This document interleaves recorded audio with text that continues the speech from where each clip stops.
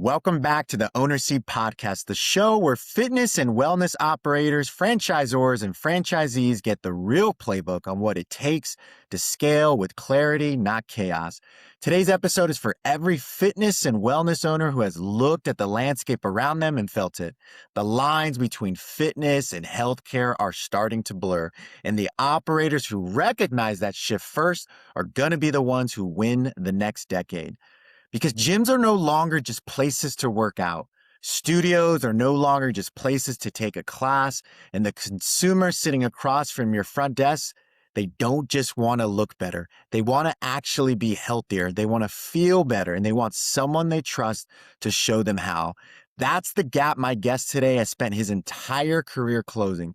Andrew Marlow is the president of Lindora, one of my favorite brands that I've been following for some time, a 55-year legacy brand being transformed from medically guided weight loss into something the industry has not quite seen before, a modern metabolic health platform built around a muscle-first philosophy, 6 evidence-based pillars, and a franchise model designed to make metabolic health accessible in communities across the nation. Andrew didn't arrive here without the battle scars. Check out this resume.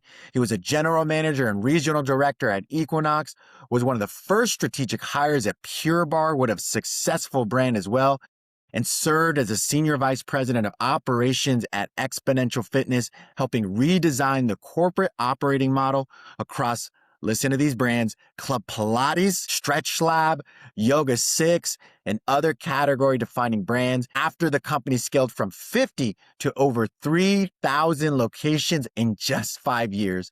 For fitness franchisors, franchisees, and studio owners who want to understand where this industry is going and what it takes to build a brand living at the intersection of fitness and healthcare, this is what you want to listen to. Andrew, so excited. Welcome to the Owner Seat Podcast, sir.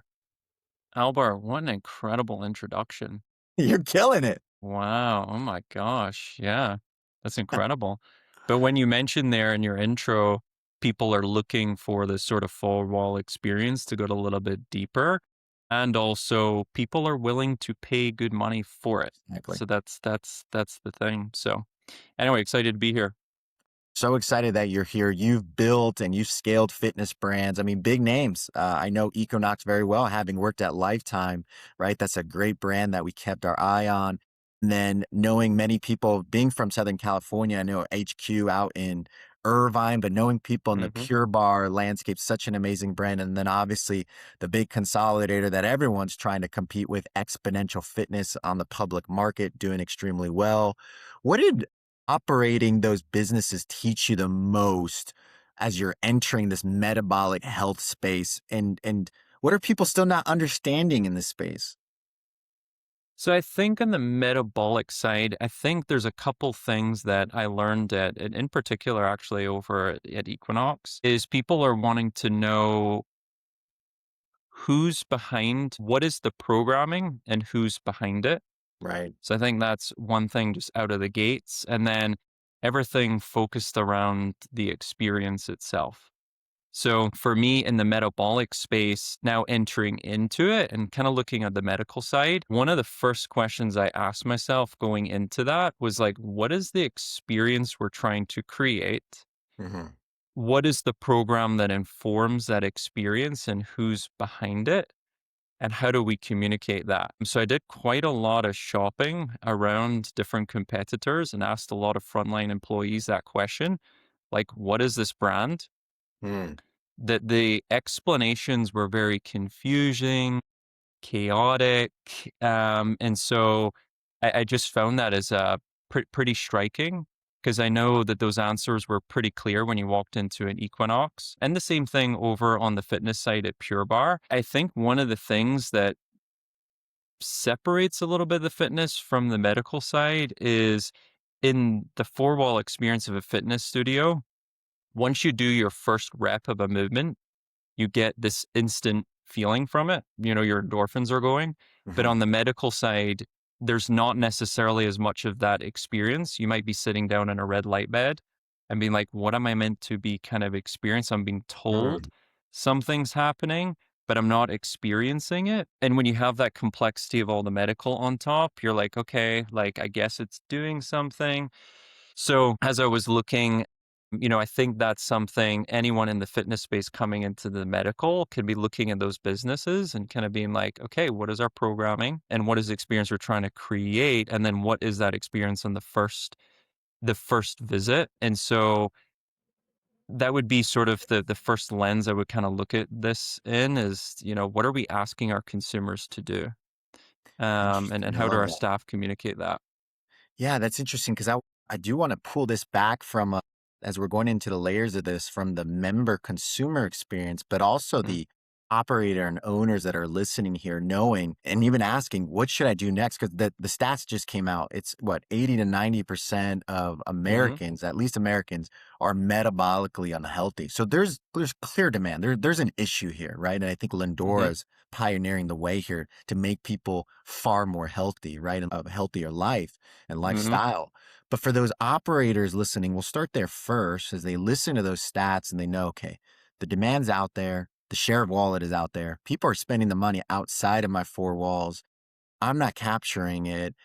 What should they be building right now? Why aren't they? Is it the capital infrastructure? Is it you bring up medical, right? And when I think medical, I think the EHR and all of the different compliance things that you need to Mhm. have at medical doc or MP or what have you, the supply chain and the cost of goods sold there. Is it the education, the square foot? Like what are you seeing out there? And why is Lindora figuring it out? Yeah, so I think just thinking of the stats from a consumer perspective, I think is always best, and it can Mm, inform where we invest capital right. and all those good things. But I think actually the one stat that really stood out to me is that more than 50% of the United States is either obese or overweight. Mm, Which is pretty striking. And then when we talk about not being medically or metabolically unhealthy, I think we just need to define what that actually means. So it means that folks are tired all the time. They don't sleep particularly well.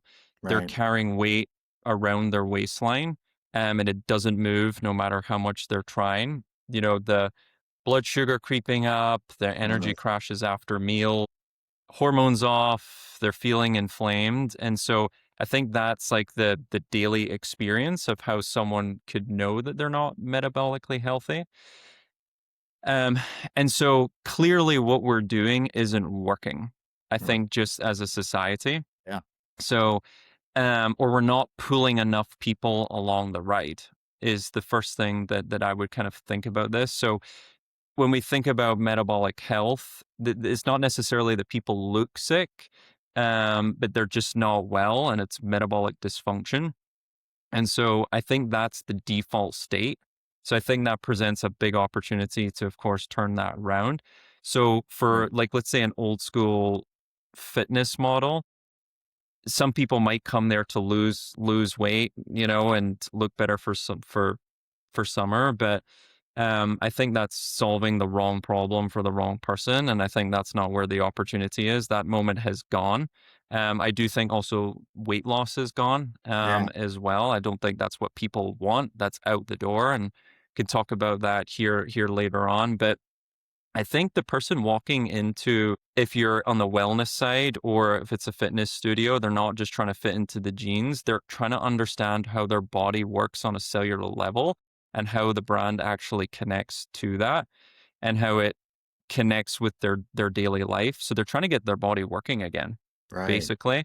So their metabolism is broken, their muscle mass is low. We like to call it they're under muscled. Lots of people out there. And so I don't think a lot of folks have necessarily a fitness problem. It's the under muscle issue. And I think that's sort of like the opportunity for folks is being able to adjust some of their programming to kind of connect with some of that messaging. And so if you can connect to the metabolic story, which is 90% of the population, you can expand your total addressable market on who you're talking to.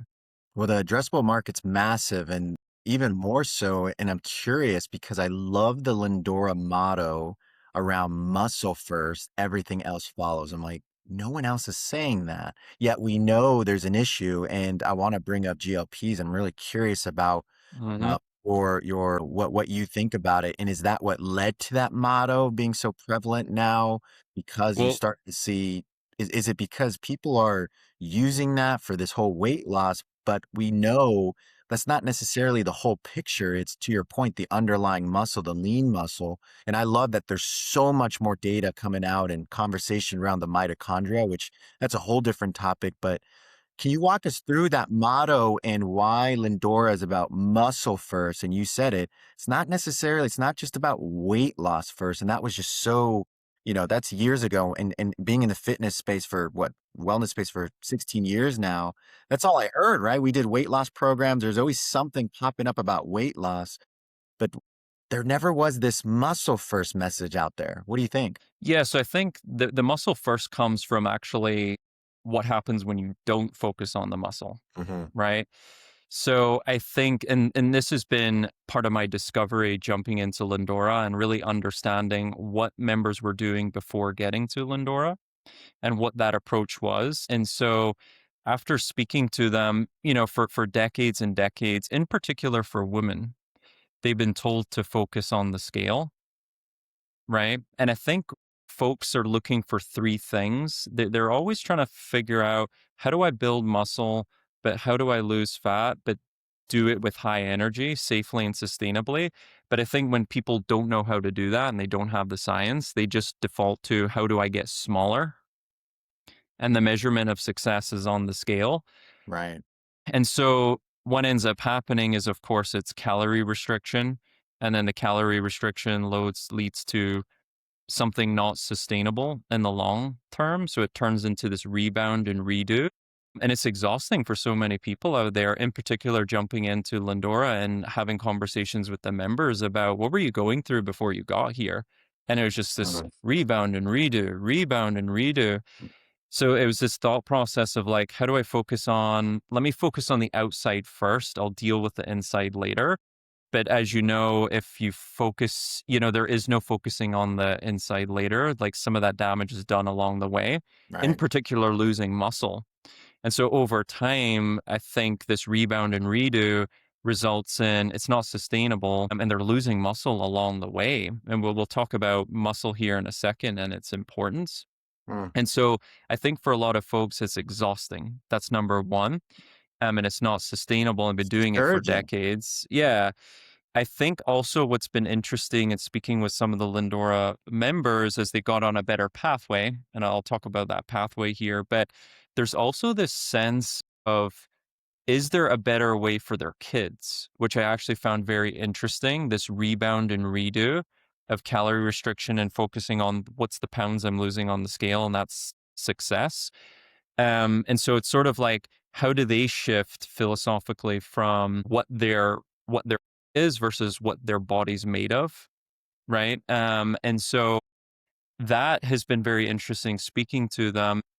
This muscle first approach has come where, what's kind of different at Lindora is, we use the N body and other couple tools to really Nice. look at on a weekly basis, like, am I gaining muscle? What is my fat loss actually looking like when I'm using things like GLP and things like that? And when we actually focus on muscle, there's different behaviors form. Like, the behaviors for fat loss actually follow naturally. If I'm looking at the weight and I'm like, I need to gain more muscle or not lose it while I'm trying to lose weight, different behaviors happen. Resistance training happens.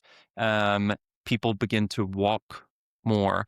They begin to eat more protein, which keeps them naturally satiated, of course, right? They're feeling fuller. And sort of like those foundational behaviors that are needed start to happen once someone shifts to, well, how much muscle do I have? And is it growing Right. as I'm on a weight loss journey? So it sort of transcends it. And so there's just so many cool things about muscle. One of the kind of inspirational people we brought on board is JJ Virgin, which I'll talk about, kind of later on here. Yeah. But, you know, I would view muscle as like a sugar sponge.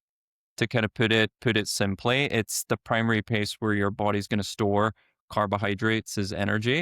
So the more muscle you have, the more storage tanks you have, of course. Hmm. So sugar goes into the muscle instead of spilling over fat.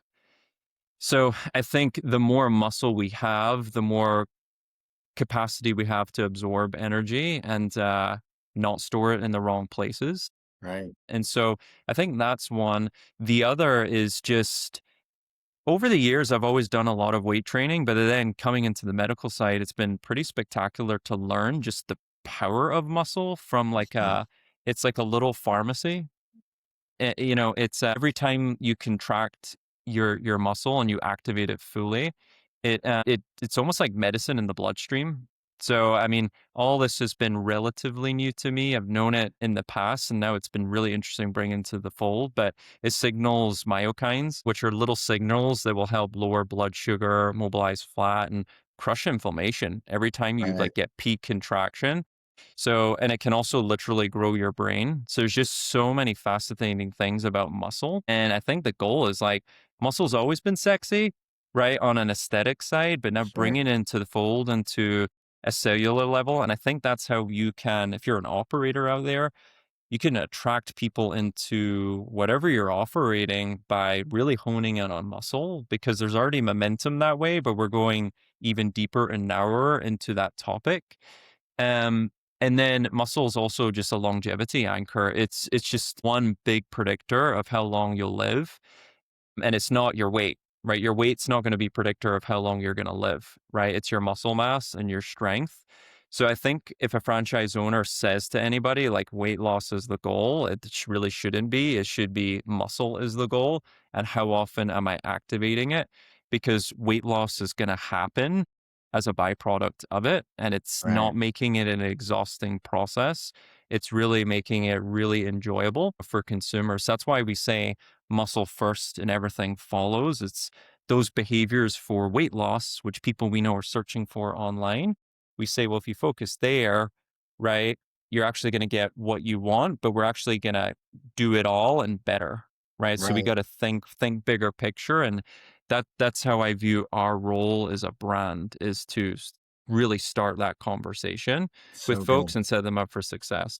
Love that you all are having the conversation and doing something about it. And it does require, to your point, it was great advice to those listening, right? It does require you doing your homework, right? There's an education aspect to this, Mhm. and you had an opportunity, Andrew, to go through that yourself, even being in the industry for so long, and I love Mhm. that, and that excites me too. But for the owners listening, the education, the research, and there's plenty out there, right? You think of, well, Andrew, you, Lindora, Dr. Lee at Lindora, right, and the team there, as well as, I mean, I know people know some of these names like Huberman and Atia, and Mhm.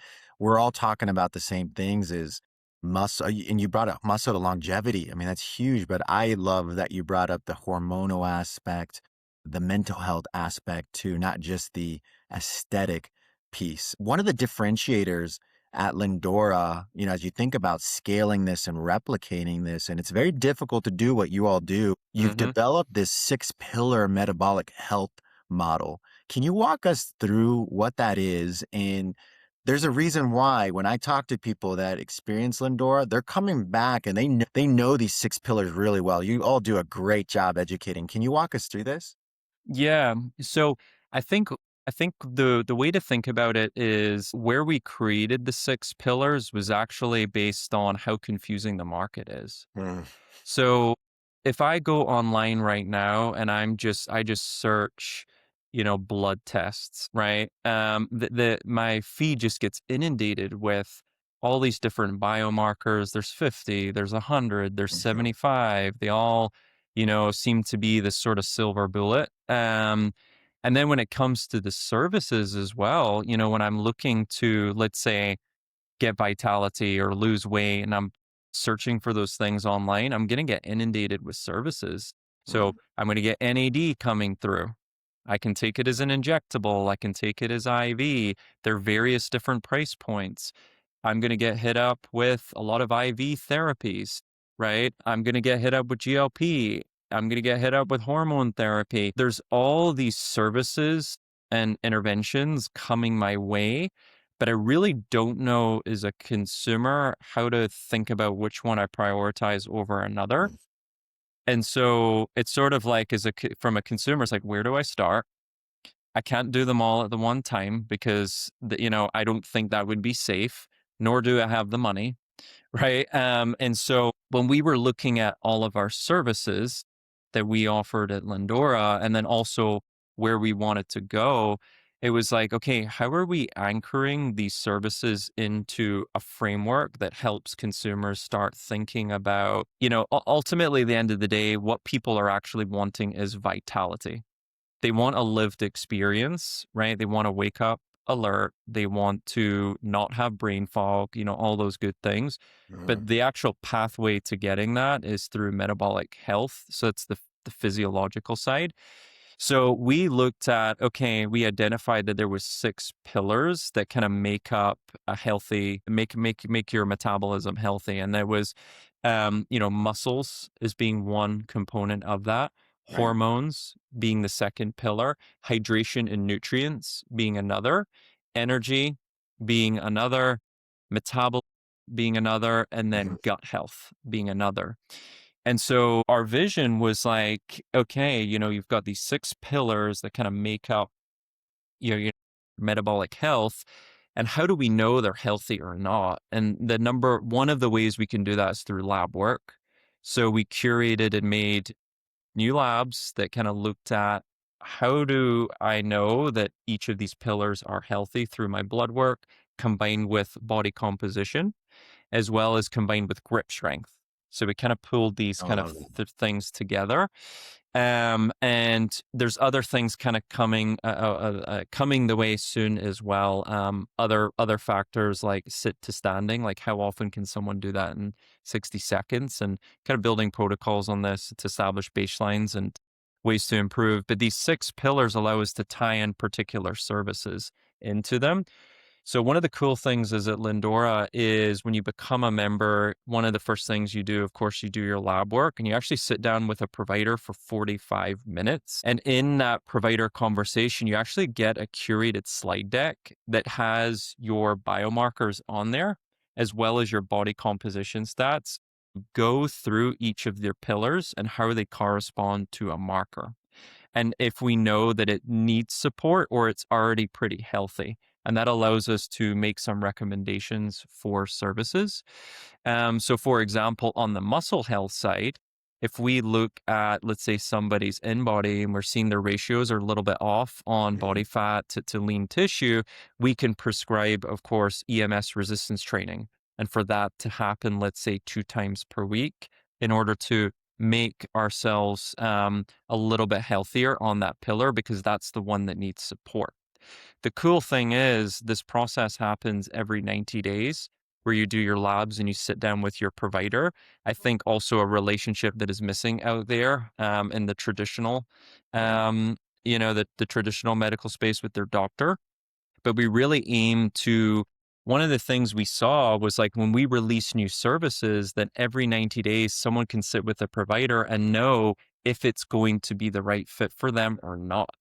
Wow. So we also don't want everybody doing everything. It's not the right fit necessarily. So we want to identify what pillar needs support. And I think our goal is that's the way that we can kind of make sense of this confusing space for folks is every 90 days they get more educated on what services are bringing the fold or how their pillar has been supported. So then when time comes when all these new services come and their Instagram feed gets blown up with it, they actually think which pillar needs support here? And we create like a really empowered, educated member base kind of throughout this Love it. process. What an amazing journey. I love that. And thank you for walking us through that, including the 6 pillars. It makes sense. And it's so interesting, and you're right. I mean, it's not only confusing and a frustrating ecosystem out there, so fragmented, but it's overwhelming. And what it Mhm. sounds like that Lindora's solving for, it's all under one roof, right? You've built this infrastructure, which it sounds like you're also gathering a lot of data as well to continue to make Mhm. it better and better. And I'm looking forward to what you all release. I wanna switch gears a little bit for the audience here to learn more about you, Andrew, because at the top of it, I did bring up a lot of impressive brands and you've been part of a lot of growth stories. And there's a lot of franchisors and franchisees that I help or that listen to this show. And they're getting ready for or wanting to grow their portfolio size. Maybe they're at 1 unit, 2 units, 3 units, but as you get past that, it starts to get harder and harder. I mean, you've gone from 50 to 3,000, as that I mentioned earlier. During these growth stages, what breaks first? What are some of the things that you can advise or recommend to the audience that they just need to keep their eye on when you think of growth being faster than their existing infrastructure? And then just to Mhm. tie it in with Lindora, I mean, you all are having some rapid growth. How are you protecting against that? Yeah, so I think a couple things, and for my franchisors out there, but then also you're gonna have the franchisee experience of this, but Right. I think, a couple things don't actually, um how do I put this here? What actually is gonna break first isn't operations, I think it becomes trust with the franchisor, Mm, and so I think you can patch a broken process, right? There's ways to do that, but then you've got the execution alongside with those processes, right? And so I can't I think you can't easily patch a franchisee who stopped believing and a franchisor that maybe has their back. So I mm, think that's like one thing as a franchisor, it's really important, like that trust and clear communication on what's happening, why we're doing things, allowing feedback mechanisms for the franchisee as well to kind of voice their opinions for initiative rollouts, and always using data to, of course, guide decisions and kind of being very transparent on those. And so I think what happens is scale is a system can grow faster than the support structure. And so in the first year and around onboarding, of course, the franchisee gets a lot of attention because they're just opening their store and all that good stuff. And I think one of the biggest misses is once the store is operating, as you know, they're going to face different challenges during growth that they never faced right. during the initial opening. So that requires performance coaching, right? Mm, And to kind of help throughout that process. And I think it's really important as well that the trust can also be rooted in a great P&L, right? And so I think so through true. I think that's just the reality of things. And so if a franchisor can get access to the P&L and build trust kind of out of the gates, they understand like how the business is growing and how the initiatives are designed to help lower operating expenses. Or, I saw it time and time again with some stores where they started to add a little bit too much payroll before like their utilization rates actually hit Right. particular areas, where they just didn't do the basics of like swapping formats that were less popular for others, or Yeah. having hard coaching conversations with an instructor that maybe they have a great personal relationship with, but the utilization rates aren't there. And you got to make a decision. Do you back and train them and allocate more resource towards those training procedures? Or do you, reduce their schedules and swap them with someone who's a little bit more popular? And so I would see that sort of time and time again. So I think the trust is built, and everyone has their own reasons on why they're opening and what they're going to do with the money when they're really successful, but the P&L really is the reality there. And over a 10-year franchise agreement, the competitive landscape changes It so does. so much. And so you've got to see how the P&L is responding to those things as well. Like GLPs weren't around 5 years ago, right? They weren't around rampant that they are 3 years ago. So like, does that have an impact on consumers, right? Have an impact on utilization rates and informing how you're kind of operating. So I think that's one thing. Like a franchisor can't probably make some of the best decisions if they don't have that P&L and know the lived experience of a franchisee. I Mm, think that has to be out of the gates. I think the second thing that ends up breaking is probably going to be the relevance of the brand as well. I would see that sort of, you would see some brands when they launch, they have an initial demand point, and then the product's not innovated on top of, potentially because you don't have the infrastructure for product innovation. Let's say a fitness scientific board or something like that that informs programming. and has their finger on the pulse of what's going to be relevant, right? And what consumers are wanting.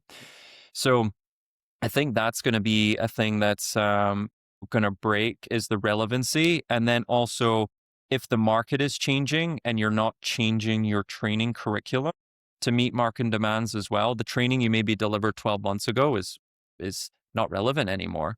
Yeah. And your teams are operating off of best practices that maybe aren't the best right now. So I think how we're getting ahead of some of these things is one of the great things about the acquisition from Next Health is if you look at their brand and how they kind of really pioneered in leaning the longevity space is they have a scientific advisory council, Yeah. right?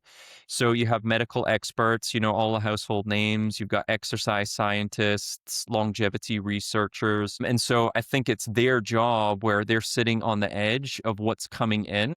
And then also what's a fad that's it's actually not going to build, good, reinforce the unit economics, Right. right?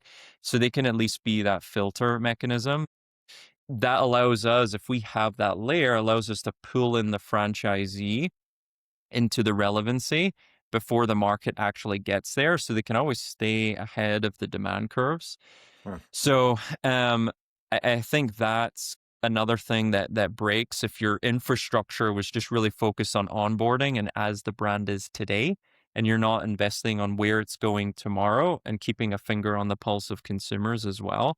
These are all things that can break. And again, you see it in the P&L, right? At the Yeah. end of the day. So I think that we are forming right now our own scientific advisory board and also bring in the best in class in metabolic health. One partner of that being JJ Virgin, of course. Yeah. But Excited about the announcement. Super impressive. yeah, yeah. So anyway, I mean, these are the things, and I think as a franchisee, when you know your franchisor has your back by looking at the P&L, but then also staying on top of the finger of the pulse of what's happening out there in the market, they can really trust, these initiatives are coming through because it's rooted off of consumer insight. It's vetted from people that this is all they do for their living is stay on the edge of these things and are having these conversations. So I think that's what's going to make our franchise stand out against the rest as well. I'm just curious, and that was so good, and so many. I'm sure there's a ton listening here or watching that are just head nodding because whether it's the trust with franchisor or the brand relevance and right positioning yourself for the future, or the one that I wanna focus on. We'll come back because I do want to talk about JJ because that's a huge unlock for Lindora. I know you were super Hmm. excited and proud. I read all of the different articles and everything that you've stated, and what an impressive background because that is something that a lot of the other brands are not doing when you think about metabolic health. We're going to be hearing that far more. But Hmm. before I go there, one of the areas that I spend a lot of time in, but I'm curious on your thoughts as to the why. I spend a lot of time with franchisees around that P&L, that financial literacy piece. Hmm. And I've noticed this throughout my 16, 17 years in the space that there was just something lacking there, whether it was in corporate America or in this franchise model. And I'm still, as I'm doing this and I do this for a living, Andrew, I'm still trying to figure out, is it the vetting process from the franchisor, meaning they're Hmm. not vetting for the business acumen. So it Hmm. then leads to future issues, as you're mentioning some of the decisions around the unit economics and just not making great decisions because there's this lack of financial awareness. Or is it something else? Is the landscape changing too fast and people are just not up to speed with the financial literacy? I mean, what do you think it is that's leading to this P&L disconnect? I think it's one, it's who you're bringing into the fold, Hmm. right? I think it's absolutely on the franchisor, right? If they're trying to build an incredible system of great operators, I don't see how you can be a great operator without knowing your P&L and L and knowing the Right. purpose of it. So if you have that, that's just culturally not been brought into the fold. I would kind of view it as a parallel as like when someone hires someone without the wrong skill set, it's obviously not the person that was hired, it's the employer. I think Hmm. that's the best way to look at it because there's at least Sure. something you can do about it. So I think it's expectations of bringing into the fold. It could be a combination of the composition of the corporate team and do they know how to read a P&L, right? Like, Well, is there vigorous training on P&L management? Can your creative person understand a P&L, right? Is everyone thinking about things through the lens of the P&L, right? And so I think it's a cultural thing. And there's more tools now than ever, right, right? You got great tools out there that can capture this stuff pretty seamlessly. It's just provided as part of the onboarding process, and right. it's an investment from the franchisor to be like, hey, this gets uploaded every month. You got great tools like Profit Keeper and things like that that can be Mm. used. So I don't think there's really an excuse to not do that, but I think it's the onboarding, it's the expectation, it's the discovery. And if they're not the right fit, right, they're not the right fit, right? But I Sure. think it needs to be part of the culture. Yeah. I love it. Well, let's switch gears. Let's talk about JJ. Give me your thoughts. I mean, Chief Metabolic Health Officer. What does this partnership unlock for Lindora? And just hmm give me the ins and outs of this signaling. I mean, this is big news. Yeah. So it's really interesting. So I'll kind of let you know how this all came to be. So Yeah. when I walked into Lindora, I was trying to figure out what is the anchor of the brand, Mm, right? So in the past, it was, and it's still a large part of what we do, especially in Southern California, but it was this nutrition program. It's kind of old school menu planning, and mm, people come in 3, 4, 5 times a week, and it's a lot of accountability and support. And people are looking at their body comp every day, giving advice on what to eat to hit their protein goals, their fiber goals, all that good stuff. right. But as I came on board, knowing muscle was so important to combat some of the side effects of GLP-1. As you know, people are just like, give me my GLP, and I'm going to do it. I'm not really going to eat my protein. I'm not going to, I mean, I'm going to say I'm going to do it. And then I'm also going to do my resistance training and all that good stuff, which everyone knows should happen with the GLP, but largely doesn't. You can see it in the stats there. The rebound redos, up to 40% muscle gone, weight back on, 12 months later, so on and so forth. So it was really interesting. When I came on board, I found there was this clinical trial that was done at Lindora in late 2023, beginning of 2024, and it was this sort of like muscle first approach, and it involved taking Lindora members and actually moving them through different protocols. One of them was doing EMS resistance training Oh yeah. combined with GLP-1, combined with the Lindora signature nutritional program. And so folks taking that, doing that stack, like all three, compared to the other groups, they increased muscle mass, they lost double the amount of body fat, they lowered their blood pressure pretty significantly and increased strength, all on a calorie deficit by doing this protocol. So I was like, oh, wow, there's a credible recipe for success here. And now this trial was done in conjunction with the Mayo Clinic and Google. Mm, So this is getting kind of published here pretty soon. And so anyway, I had this idea of like this muscle first approach. And anyway, we were talking about who would be a great brand ambassador for Lindora, especially if we know we need to go into metabolic health because we can catch people earlier in the journey. So, myself, Dr. Shaw, that's right. alongside with Dr. some other Shah, yeah. leaders, we were like, who's our person that would really connect with Lindora? We're like, well, who's been talking about metabolic health for 40 years, Amazing. right? That would be an incredible role model for a lot of our Lindora members. And then the members that don't know they're members yet, but they will. And like, who's going to be that great role model? And JJ, just before even meeting her, going through her content, just like, oh my gosh, like listen to this muscle first, right? Keeping things simple for people, right? It's all about behavior change. And so sat down with her and we really talked about, she had just such passion for building muscle and getting people the tools that they actually need and just cutting through a lot of the chaos and making it simple for folks.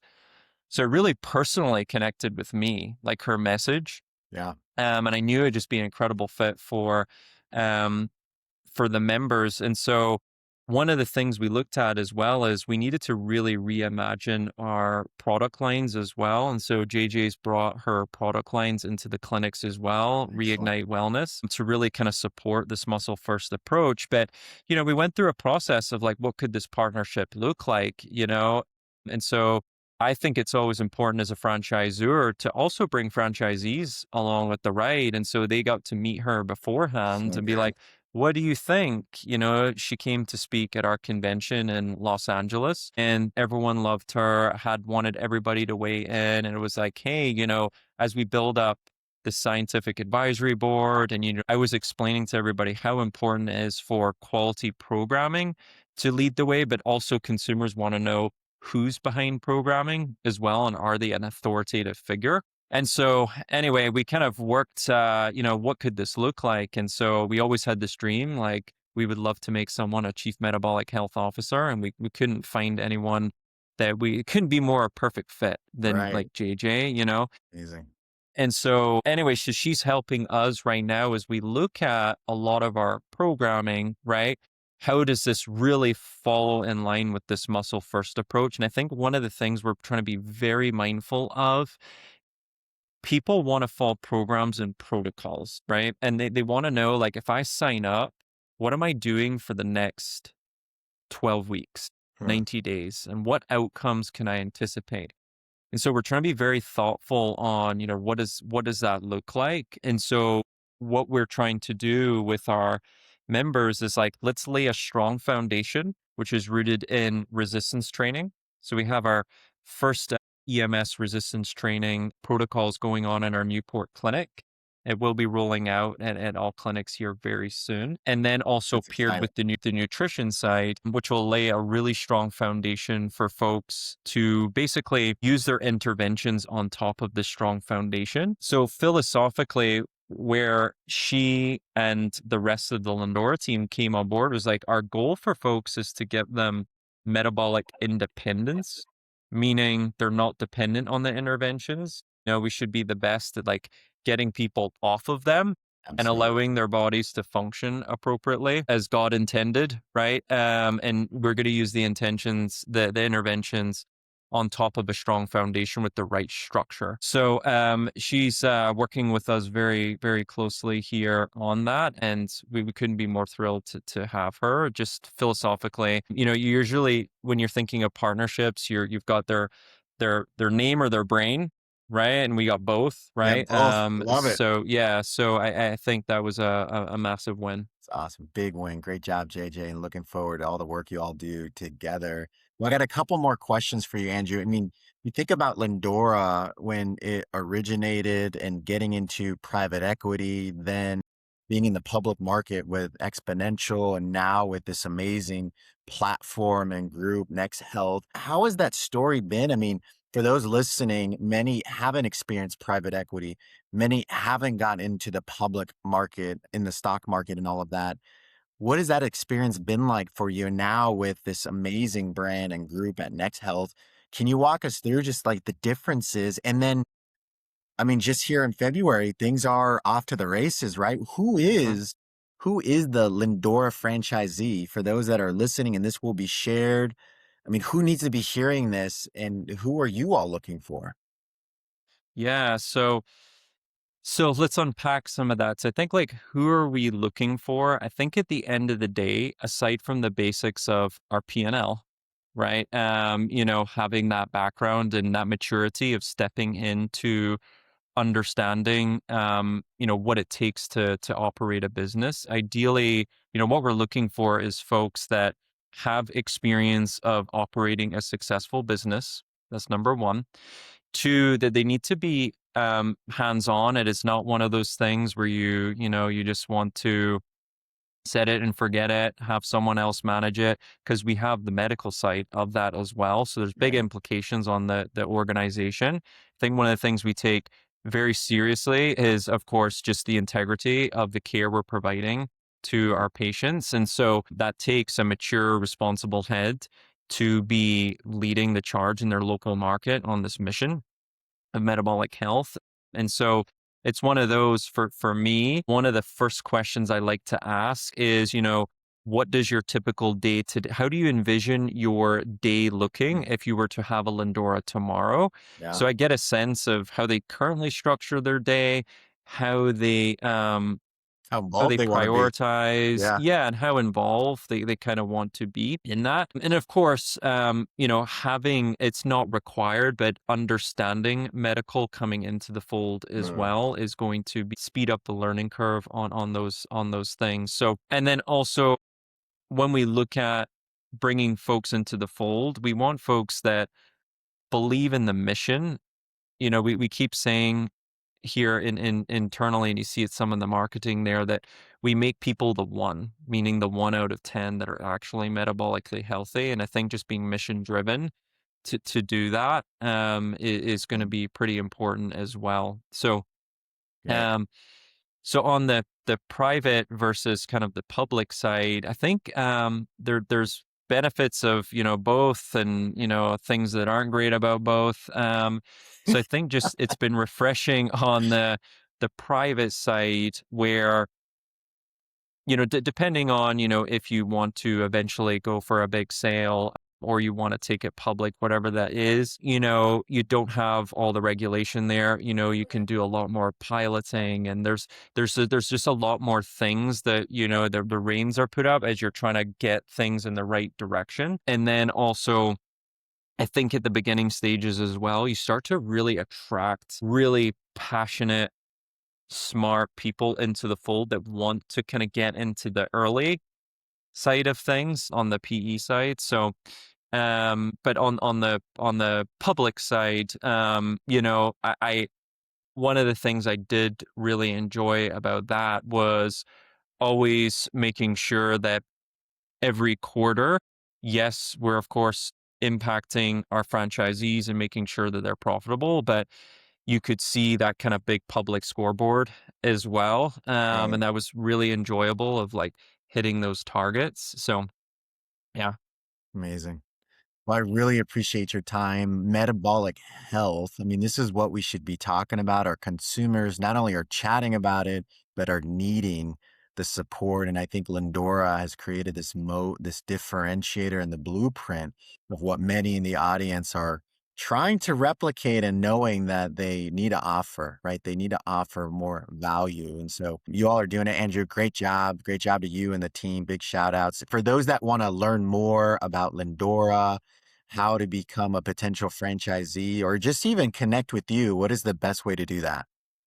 Yeah. So they can go to my LinkedIn at Andrew Marlow, and would probably be the best way to do that, or shoot me a note, shoot me an email, Andrew. So it'd be a Marlow at Lindora.com. Excellent. I love it. And And we chatted a lot about, oh, go ahead.